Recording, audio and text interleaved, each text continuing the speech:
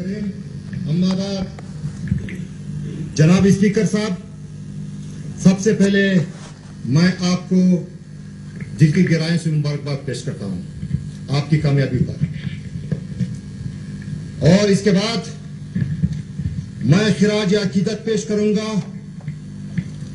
Deputy speaker शहीद मौलाना शमसुद्दीन शहीद को, जो इस ऐवान के बारहा स्पीकर के कुर्सी पर भी बैठकर कार्रवाई चला चुके हैं।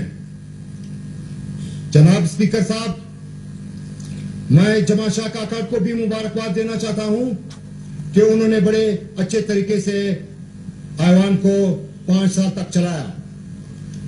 जनाब स्पीकर साहब, वो अगरचे आप मेरी तरफ मुतवज्जो नहीं हो रहे हैं, लेकिन फिर भी मैं आपको मुखातिब करता रहूंगा। जनाब स्पीकर साहब, आपको मालूम है कि कल और आज हर तरफ से बातें हो रही हैं शुहदा की, हम उनके लिए दुआगो हैं। हर तरफ बातें हो रही हैं बर्बरियत की, हम उसके खिलाफ हैं। लेकिन अगर दूसरी तरफ देखा जाए तो बलोच और पश्तून इस सूबे में आबाद 2 कबाइल हैं। बलोचों को अगर सरदार सनाउल्लाह ज़हरी, सरदार जफरुल्लाह, जनाब नवाब हसन साहब और दूसरे बलोचों की बात करते हैं तो मैं उनसे गुजारिश करूंगा कि वहां वो उन पश्तूनों को भी याद करें जिन पर वज़ीरिस्तान में बमबारियां की जा रही है, जहां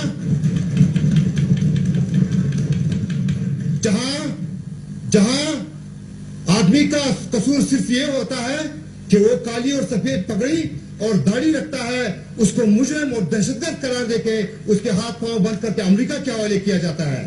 मैं इस जुल्म को कभी नहीं भूल सकता। आप लोगों से मैं ये तवक्को रखता हूं कि इस जुल्म के खिलाफ हमारे साथ आवाज उठाने वाले आप होंगे। हम यहां पर सिर्फ ये वजारतें हासिल करने के लिए नहीं आए हैं। मैंने एक वादा ज़ुमरत खान के साथ किया था और वो वादा मैंने पूरा करके दिखाया। मेरी बहन पीछे बैठी हुई है।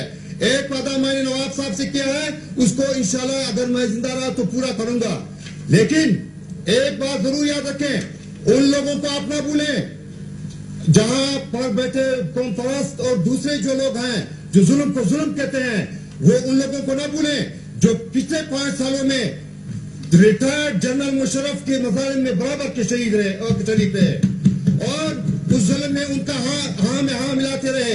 उन्होंने कभी वज़ीरिस्तान पर जुल्म को जुल्म नहीं कहा, उन्होंने कभी बलूचिस्तान पर ऑपरेशन को ऑपरेशन का नाम नहीं दिया और उन्होंने कभी तंसीबात का नाम दिया, तंसीबात की हिफाजत का नाम, और कभी दूसरा नाम दिया। मेरे साथियों, आपको मालूम है कि जनरल मुशर्रफ के हर कदम को जायज करार दिया गया, उसको दोस्त कहा गया, उसको अपना फेवरेट कहा गया, उसके वर्दी को भी जायज करार दिया गया। इस अंदाज में कि अगर ये जनरल वर्दी उतारता है तो दूसरा जनरल आएगा।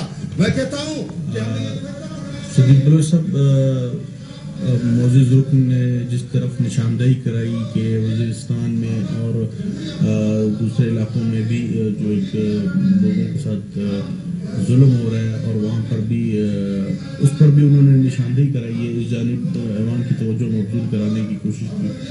क्या कहेंगे इस पर आप?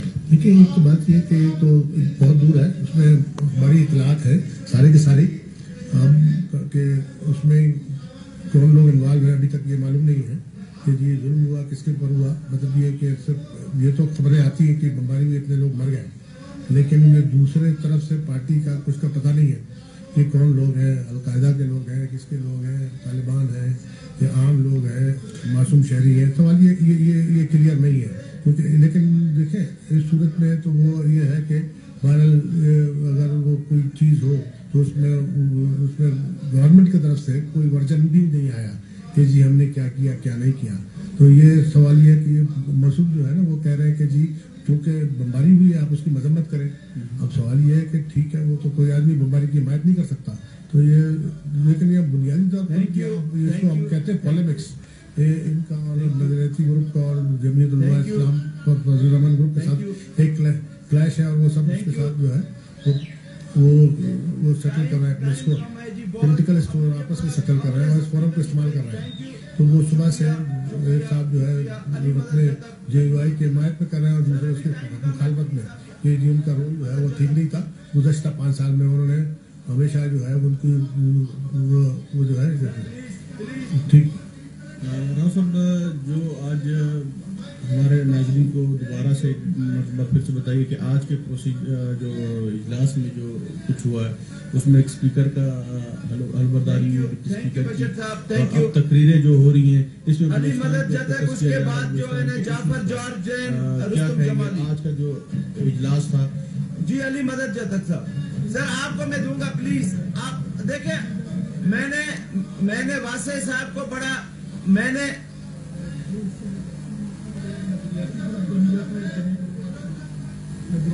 کے واحد رکن اسمبلی بشر صاحب پلیز آپ عباس کریں پلیز. عبدالخالق بشر دوست بشر صاحب کا مائک بند کریں. علی مدد جدک صوبائی